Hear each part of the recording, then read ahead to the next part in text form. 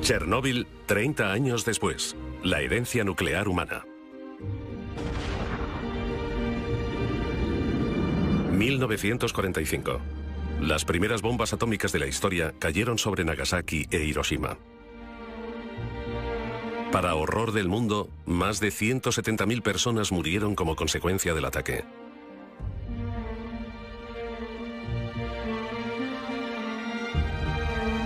Cerca de 57 millones de personas perdieron la vida durante la Segunda Guerra Mundial. La bomba atómica la finalizó de la noche a la mañana. Pero la caja de Pandora se había abierto liberando una atrayente cantidad de energía sin precedentes. Tanta energía que significó la muerte para los objetivos y una gran riqueza para aquellos capaces de utilizarla. Esta central cuenta con un lugar seguro en la historia de Estados Unidos. Es la primera central nuclear a nivel mundial, con propósitos exclusivamente pacíficos. En 1954, Rusia construyó la primera central nuclear civil. Luego el turno fue de Estados Unidos. Voté en contra de la energía atómica porque pensaba que era obra del demonio. Ahora sé que me equivocaba. Dios hizo el átomo. Los seres humanos tardaron unos 20 años en construir las primeras 100 centrales nucleares. Desde las dos crisis del petróleo a mediados de los 70, este número se ha incrementado exponencialmente. A mediados de los 80, 360 centrales nucleares estaban activas en todo el mundo.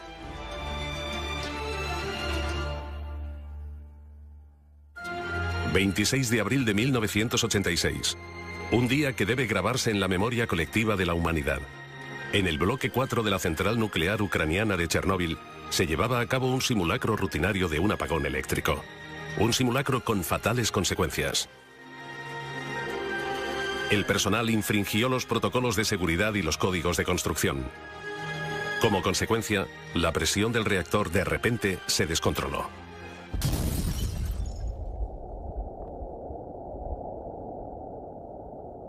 La explosión fue violenta y mandó partículas radioactivas a la atmósfera durante 10 días.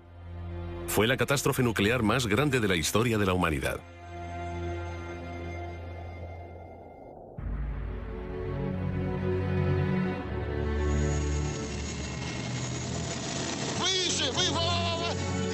El gobierno soviético intentó ocultar el desastre enviando liquidadores para que asegurasen la zona contaminada.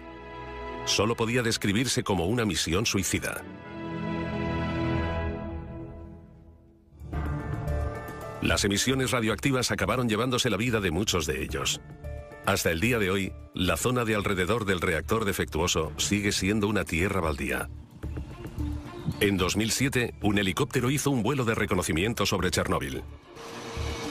Los primeros días después del desastre, desde el 26 de abril de 1986, la tarea más importante era prevenir lo antes posible la propagación de partículas radioactivas. La cubierta de protección que se construyó apresuradamente comenzaba a agrietarse. Cuando el helicóptero alcanzó el reactor, los instrumentos de medida de los científicos comenzaron a fallar. Había radioactividad en el aire. Se creía que había 180 toneladas de combustible nuclear radioactivo en el reactor. Enseguida quedó claro que la supuesta cubierta protectora corría peligro. Chernóbil sigue irradiando. A pesar de los accidentes de Chernóbil y Fukushima, las centrales nucleares siguen construyéndose en todo el mundo en gran número. Actualmente, más de 30 países tienen unos 400 reactores nucleares. En 2011, Alemania anunció la suspensión de sus centrales nucleares a pesar de mantener algunos de los niveles de seguridad más altos del mundo. Desmantelar centrales nucleares es un esfuerzo descomunal.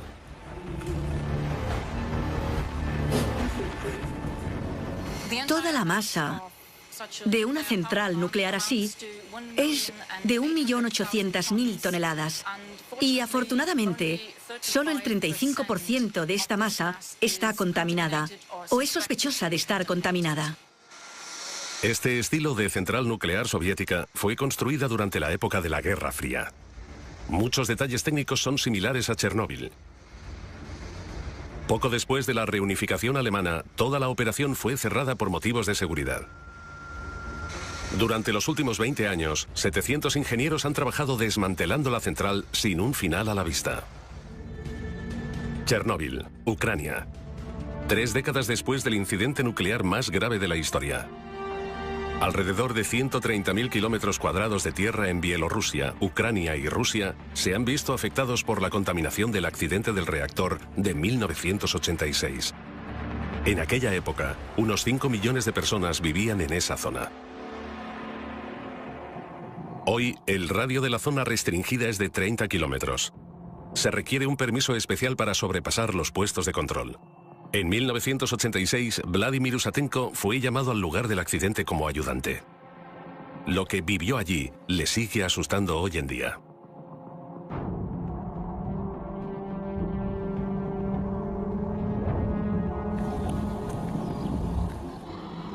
Cuando llegué, la situación daba miedo. Mientras que la población, 170.000 habitantes, se evacuaba apresuradamente, 300.000 soldados llegaban al lugar al mismo tiempo. Y yo era uno de ellos. Había tiendas por todas partes y se veía toda clase de personal militar. Tenía la impresión de que mis compañeros intentaban ocultar su miedo, expresando una euforia exagerada por el trabajo. Pero tuvimos que procesar cosas increíbles que vivimos mientras estuvimos allí. Pero el fatal daño no podía ignorarse. De noche era diferente. Daba mucho miedo porque cuando me despertaba oía constantemente toses intensas en la tienda. Nos picaba la garganta al habérsenos quemado las cuerdas vocales durante el día. En aquellos momentos me sentía tremendamente solo. Los liquidadores descontaminaban la zona del desastre arriesgando sus vidas. Durante los siguientes 6 meses se construyó una cubierta alrededor del reactor. La construcción de la primera cubierta protectora fue realizada bajo condiciones extremas y había que hacerla desde tan lejos como fuese posible. En consecuencia, no había forma de verificar la estabilidad y la fiabilidad de las partes individuales porque no había contacto directo con la zona de construcción.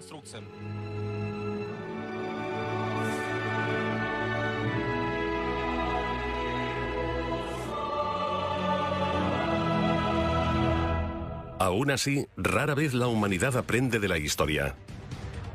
Alrededor de 400 centrales nucleares están en funcionamiento hoy en día. Cada una tiene la capacidad de destruir las vidas de millones de personas. Lubmin, Alemania, en el mar Báltico. La antigua central nuclear dejó de funcionar en 1990 debido a medidas de seguridad deficientes. Desde entonces dejó de trabajar.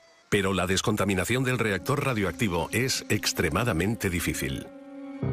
La suspensión de las centrales nucleares tiene 3 fases. Primero, se quita el combustible nuclear altamente radioactivo del reactor. Simultáneamente, la instalación se desmonta en bloques, se descontamina y se prepara para el almacenamiento definitivo. Todo sucedió con procedimientos de protección especiales. La gente se mantenía a 200 metros de distancia en una zona de control. Desde ahí controlaban las cámaras, movían las herramientas y también a distancia empaquetaban los materiales. Los combustibles nucleares altamente radioactivos ya se eliminaron de los bloques del reactor a mediados de los 90. Altos niveles de exposición a radiación son probables cuando el combustible nuclear ha estado en un reactor. El 99% de la radioactividad en una central nuclear la contiene el combustible nuclear. Contiene plutonio, altamente cancerígeno. La gente que participó en la limpieza de Chernóbil, los liquidadores, volvieron a poner el combustible nuclear en el reactor. No sé cuántos siguen vivos. Yo diría que ninguno.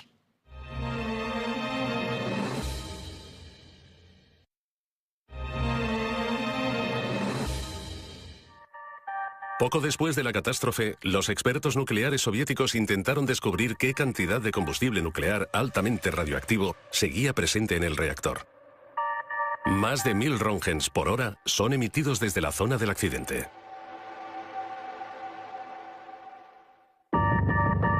Se inició una expedición para calcular cuánto combustible quedaba en el reactor. Un cámara profesional, Sergei Koselev, amigo del liquidador Usatenko, se unió a esta misión con su cámara. Los niveles de exposición eran muy altos. No teníamos ningún dispositivo para medir la radiación. No te habría servido de mucho. El equipo de entonces no era muy bueno. A nadie se le ocurrió llevar uno. La primera expedición al núcleo del reactor del desastre sigue viva en la memoria de Koselev. Me pareció que llegaba a otro planeta. Todo era como lo que se ve en las películas de guerras nucleares. Todo eran escombros. Era obvio que el combustible nuclear se había derretido en la instalación y luego se había derramado por debajo del reactor, donde se había vuelto a congelar. Llamábamos a esos trozos de combustible nuclear congelado patas de elefante, porque era lo que parecían.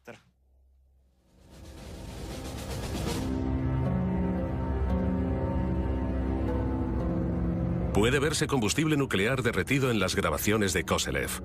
Pero, ¿son realmente 180 toneladas como indican los informes oficiales? El experto en Chernóbil, Usatenko, tiene sus dudas. Han descubierto que no había casi combustible nuclear en el reactor. Así que el Organismo Internacional de Energía Atómica debe explicar por qué la catástrofe siempre ha sido minimizada. Según la versión oficial, solo se salieron el 4% de los materiales. Pero estudios demuestran que la contaminación fue más amplia de lo que pensamos. Así que no pudo ser solo un 4%. Creo que fue casi el 96%. Una cosa es cierta. La vieja cubierta del reactor se enfrenta a un gran riesgo de derrumbarse. Un sarcófago nuevo prevendrá la liberación de materiales altamente radioactivos. El trabajo comenzó en 2012. El coste de la construcción móvil más grande del mundo supera los 2.000 millones de euros. El proyecto fue financiado conjuntamente por Estados Unidos y la Unión Europea. Para llevar a cabo este proyecto, primero tuvimos que quitar 125.000 metros cúbicos de residuos nucleares. Escombros altamente contaminados de la explosión seguían en el suelo. Los altos niveles de radiación pusieron en peligro a los trabajadores e hicieron de este lugar de construcción el más peligroso del mundo. 5 instrumentos de medición de radiación. Miden los niveles de contaminación del lugar de construcción, 24 horas al día. Intentamos evitar que los trabajadores se expongan a niveles adicionales de radiación. Los cimientos, de 90.000 metros cuadrados, han sido un reto particular para los ingenieros, suponiendo casi un cuarto de los costes. Y el reloj no para. La vieja cubierta se está desintegrando más rápido de lo esperado. El viento y la lluvia lo derriban desde el exterior, mientras que el material radioactivo del núcleo está haciendo la construcción más quebradiza. La estabilidad de la vieja cubierta está en peligro debido a los procesos de disolución. Cae lluvia y nieve, y como resultado la cubierta ya no puede cumplir con su función protectora de forma fiable. Una vez más, las personas arriesgan sus vidas para intentar controlar el reactor de Chernóbil.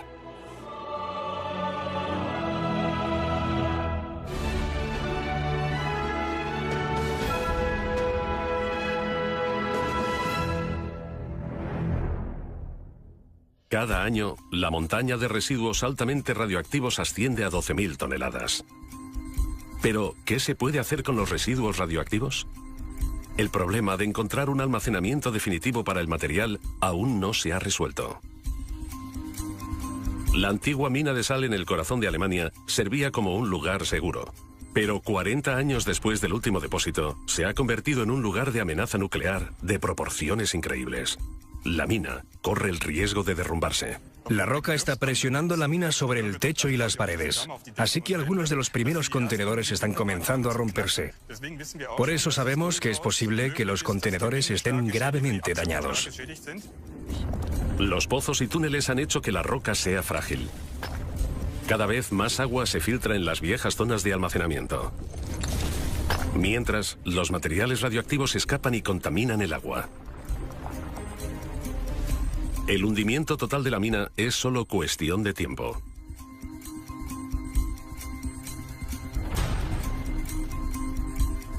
126.000 barriles de residuos radioactivos deben ser rescatados de los túneles sellados.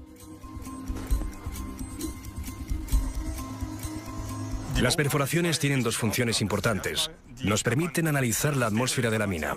Hay que saber a qué nos atenemos cuando las abramos para la recuperación. ¿Hay un ambiente para la explosión?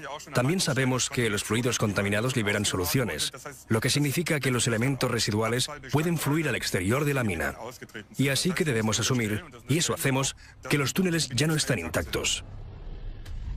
Pero las perforaciones pueden dañar los barriles y causar más contaminación. Son un mal necesario porque nadie sabe qué está pasando detrás de los muros sellados.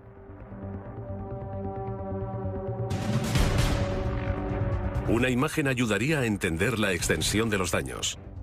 Antes de que comience la recuperación, se mandan cámaras especiales por las nuevas perforaciones. Las grabaciones son para documentar adecuadamente el estado de la roca alrededor de las cavidades. Además, podemos obtener lecturas del radar que describen las propiedades mecánicas de la roca con exactitud. Eso me da la seguridad de que la roca no se caerá por el pozo o que esta zona no se derrumbará. Se cree que hay 28 kilos de plutonio en los viejos pozos de la mina de sal. El estado de muchas de las zonas de almacenamiento es crítico. Pero cuando los planes de emergencia no funcionan y la roca se derrumba más rápido de lo esperado, la contaminación nuclear en esa zona, con tanta densidad de población, es inevitable.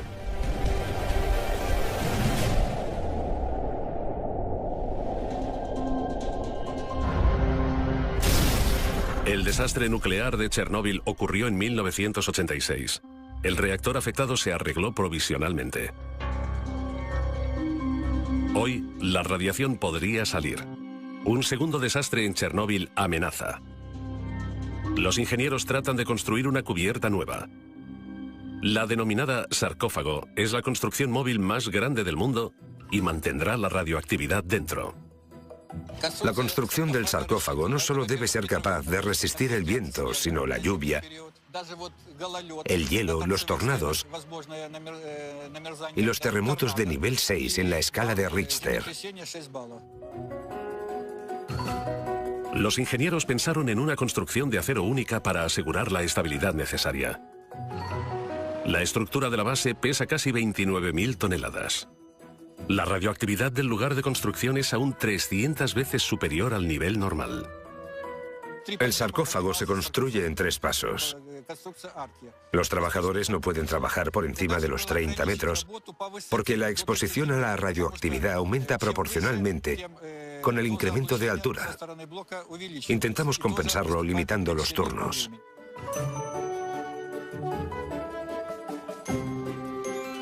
Tras 2 años, la colosal construcción de acero por fin se alza del suelo con la ayuda de sistemas hidráulicos.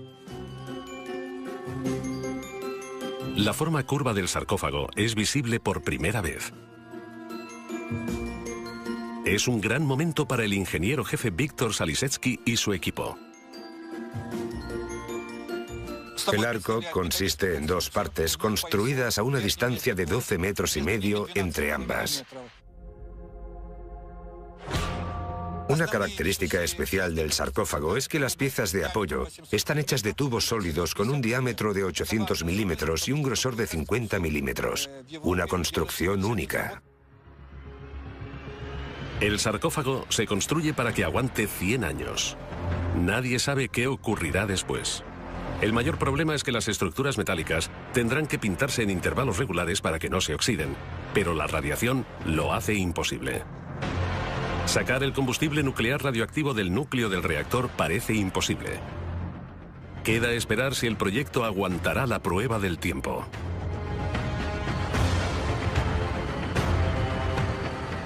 El nuevo sarcófago nos da la oportunidad de desarrollar nueva tecnología en los próximos 100 años y una estructura para un lugar de almacenamiento definitivo.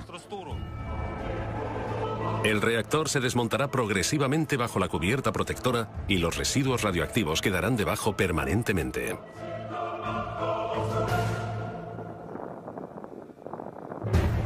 No hay forma de saber si el proyecto de 2.000 millones de euros tendrá éxito. El creciente riesgo de una catástrofe radioactiva significa que no hay tiempo que perder. La zona contaminada restringida de 4.300 kilómetros cuadrados lo deja muy claro.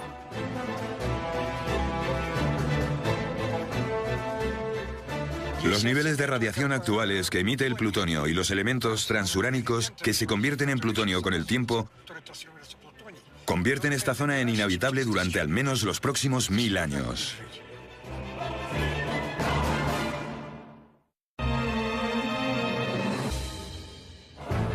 El reactor del desastre de Chernóbil está solo a 4 kilómetros de la ciudad de Pripyat. Hoy se está derrumbando. Alrededor de 50.000 personas vivían aquí en 1986. El liquidador Vladimir Usatenko va a encontrarse con uno de los antiguos habitantes. Alexander Sirota tenía 9 años cuando tuvo que abandonar la ciudad de un día para otro.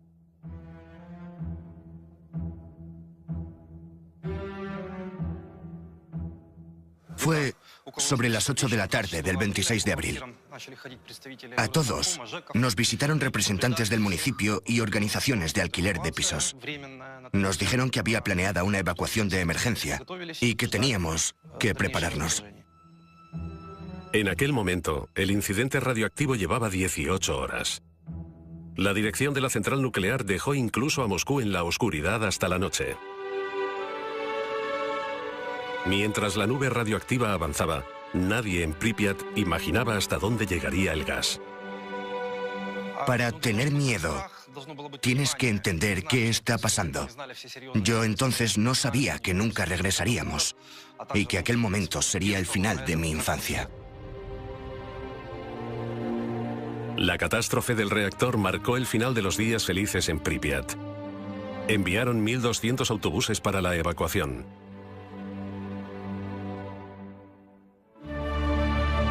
Los refugiados fueron enviados a albergues de emergencia, pero no eran bienvenidos en todas partes.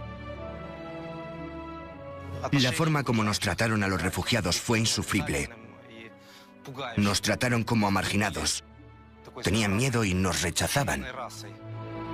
A los habitantes no se les permitió volver a sus hogares. La evacuación temporal terminó en un adiós definitivo sin la esperanza de volver. Yo vivía aquí con mi madre. ¿Cuántos años tenías? Casi 10. Madre mía, casi 10. ¿Qué sentiste? Para nosotros era como un juego. No podíamos concebir irnos de la ciudad para siempre. A la población local se le permitió regresar unos meses después para recuperar posesiones valiosas de sus casas. Solo unos cuantos entraron en la zona restringida. El sentimiento de pérdida de sus hogares era muy grande. Así era nuestra casa. Este es el patio que estamos viendo. Apenas reconozco nada. Mira el patio entonces y ahora. La diferencia es abismal. Sí, la vegetación ha crecido. Mira lo densa que es ahora. Me sorprende. Cada año, la naturaleza reclama un poco más de la ciudad. Pripyat es como una cápsula del tiempo enorme desde 1986.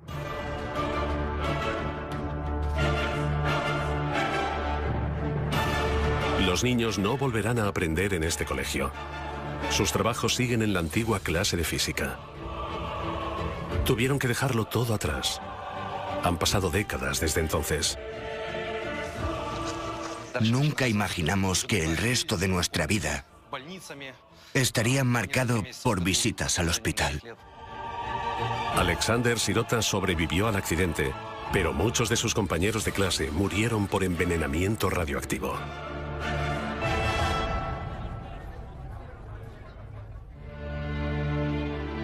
Tan solo queda una tierra baldía desolada.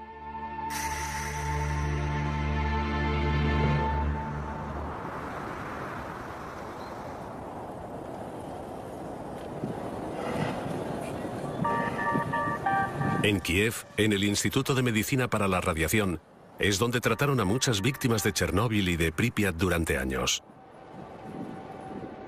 Las imágenes de los que sufrían los efectos de la radiación se grabaron en la memoria colectiva ucraniana. No hay células que protejan el cuerpo de una persona contra las infecciones si absorben una dosis mayor a 100 Roentgen. Es prácticamente letal. El nivel de exposición determina el alcance de los síntomas. Puede resultar en una muerte en minutos o en efectos secundarios menores a largo plazo. Miles de personas estuvieron expuestas a la radiación de Chernóbil. Muchos siguen siendo residentes del hospital a día de hoy. Fui uno de los 8 científicos que el presidente de la Academia Nacional de Ciencia envió a Chernóbil en 1986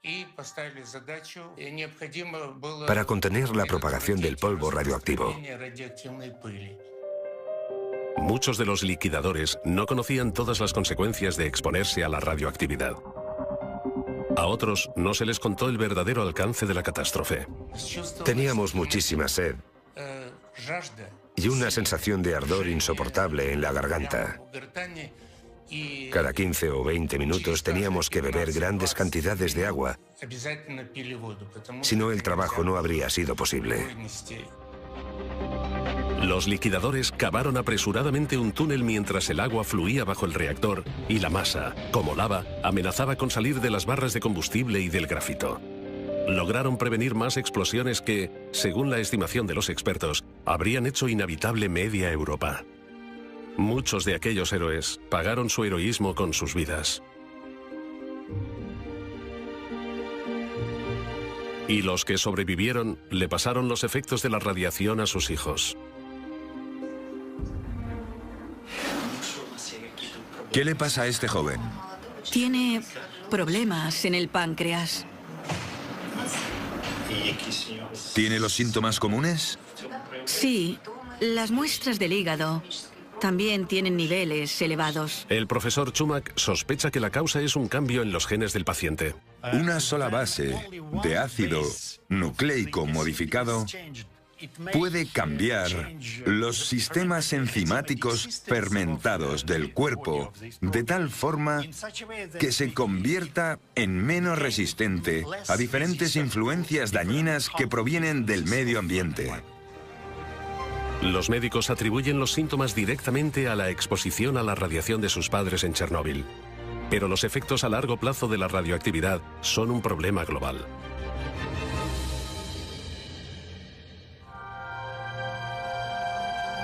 En Lubmin, a lo largo de la costa alemana del mar Báltico, una central nuclear lleva en proceso de desmantelamiento desde 1990. Los directores del proyecto se dieron cuenta de la desagradable realidad.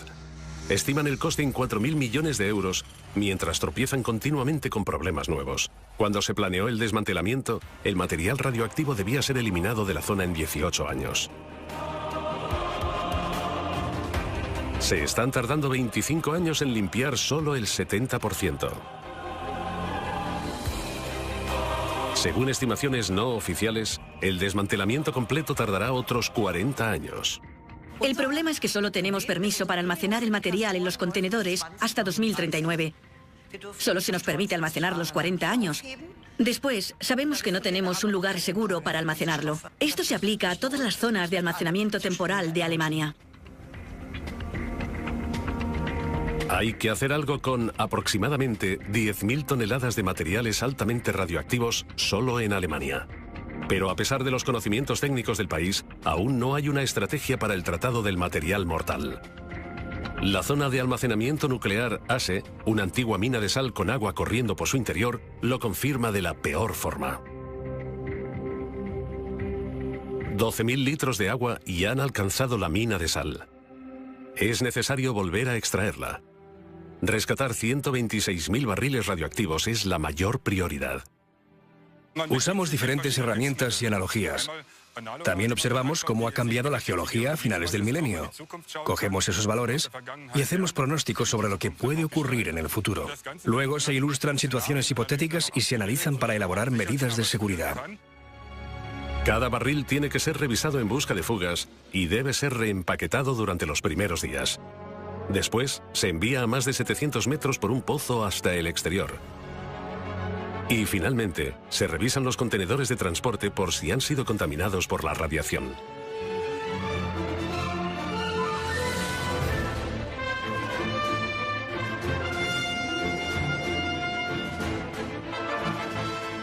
Es un proyecto muy grande. Este tipo de recuperación no se ha probado nunca. Aún así, corremos el riesgo de que la instalación se inunde más allá de nuestro control. Así que es importante tomar medidas de emergencia para minimizar los daños con respecto al medio ambiente y al público. Todo está todavía en el aire. Nadie sabe si la recuperación será posible. O si los peligrosos materiales se convertirán en un peligro incontrolado permanentemente. Para almacenar los barriles de forma segura, una vieja mina de hierro se está convirtiendo en una nueva instalación de almacenamiento definitivo. Las tuneladoras esculpen 850 metros de espacio de almacenamiento en el interior de la montaña. El pozo de Konrad es el único punto de almacenamiento definitivo que cumple los estrictos niveles de seguridad en Alemania. Geológicamente hablando, la diferencia es que el pozo de Konrad es una antigua mina de hierro donde solo se sacó hierro durante unos años, mientras que en Asse la sal se ha extraído durante décadas. La instalación ofrece 300.000 metros cúbicos de espacio de almacenamiento para residuos nucleares radioactivos medios. Para 2022 se espera que haya unos 600.000 metros cúbicos de residuos nucleares. Aprovechar viejas minas como instalaciones de almacenamiento no es nada nuevo.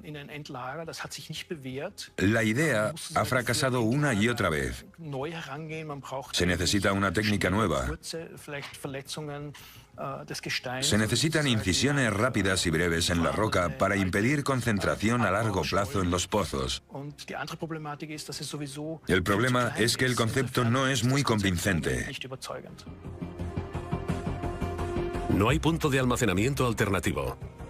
Los residuos nucleares han sido almacenados temporalmente durante los últimos 40 años. Ese es un problema que tienen en común muchos países nucleares.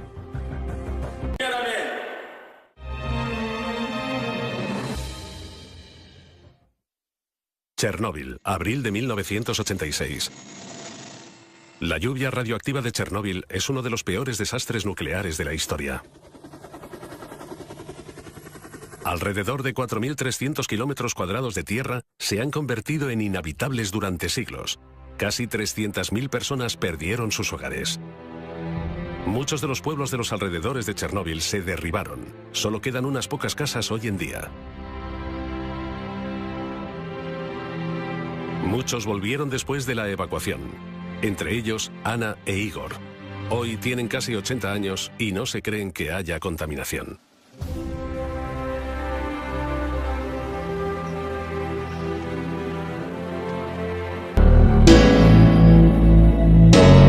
Aquí casi no queda radiación. Hace poco vinieron a comprobar los niveles. Vieron los niveles de los cerditos. Pero dijeron que todo estaba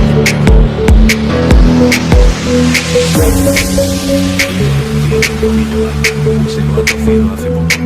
Todo lo que no pueden cultivar en su huerto cuesta mucho dinero.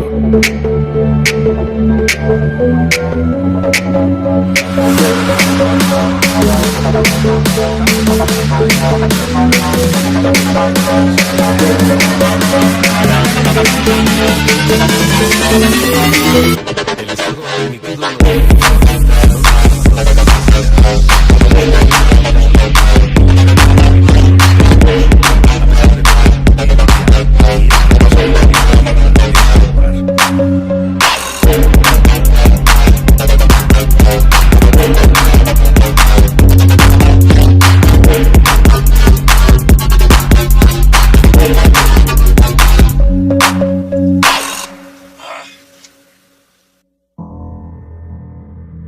Ninguno de los antiguos habitantes de Pripyat ha regresado a su ciudad.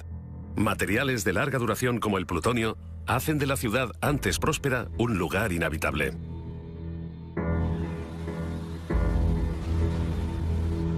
El experto en radiación Usatenko cree que las peores consecuencias de la catástrofe nuclear están por llegar. Habrá mutaciones genéticas. Solo aparecen 4 generaciones después, incluso en países alejados. Lo que importa no es tanto a cuánta radiación estuvo expuesto alguien, sino si estuvo expuesto. La catástrofe de Chernóbil no solo dejó radioactividad en Ucrania, sino también en muchas partes de Europa. 30 años después, un sarcófago de 31.000 toneladas está construyéndose en torno al reactor para prevenir nuevas catástrofes. La vieja cubierta corre peligro. El sarcófago es más grande que Notre Dame y podría servir de cubierta a la Estatua de la Libertad. Ahora hay que ponerla en movimiento.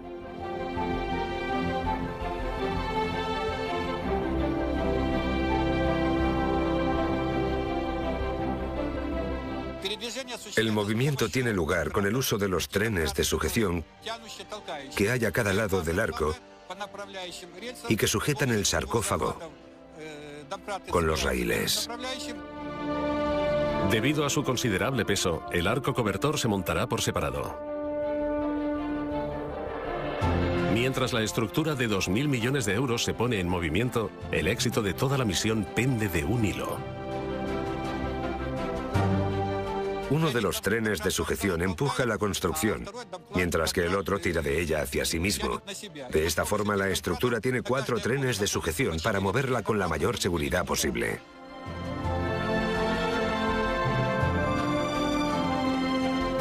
El primer empujón sale bien. Ahora hay que colocar la segunda parte del arco. Al mismo tiempo, el muro exterior de doble capa se completa lo más rápidamente posible. Finalmente, es necesario conectar ambos arcos. Solo entonces pueden ser colocados sobre el reactor del desastre. Hay que mantener unas condiciones muy específicas en el exterior del muro para que todo funcione. La humedad debe estar por debajo del 40% para prevenir la corrosión de la construcción. Las reparaciones y el mantenimiento no serán posibles una vez que el sarcófago haya llegado a su posición final sobre el reactor. La radiación sería demasiado alta.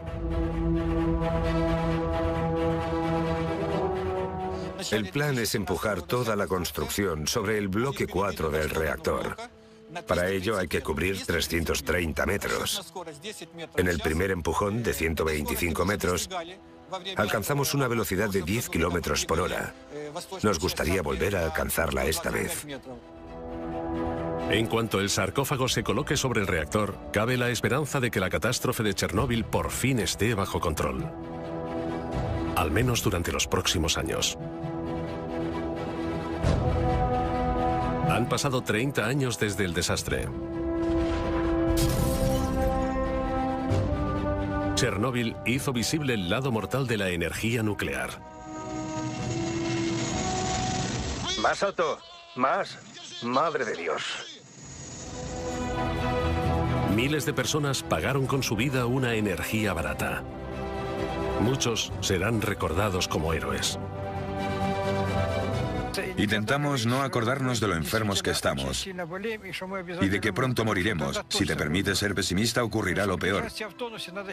Es mejor decirte a ti mismo que los achaques se deben a la edad. Existen alrededor de 400 centrales nucleares en este momento. Cada una tiene la capacidad de liberar una catástrofe apocalíptica. Tal vez sea el momento de pararnos a pensar.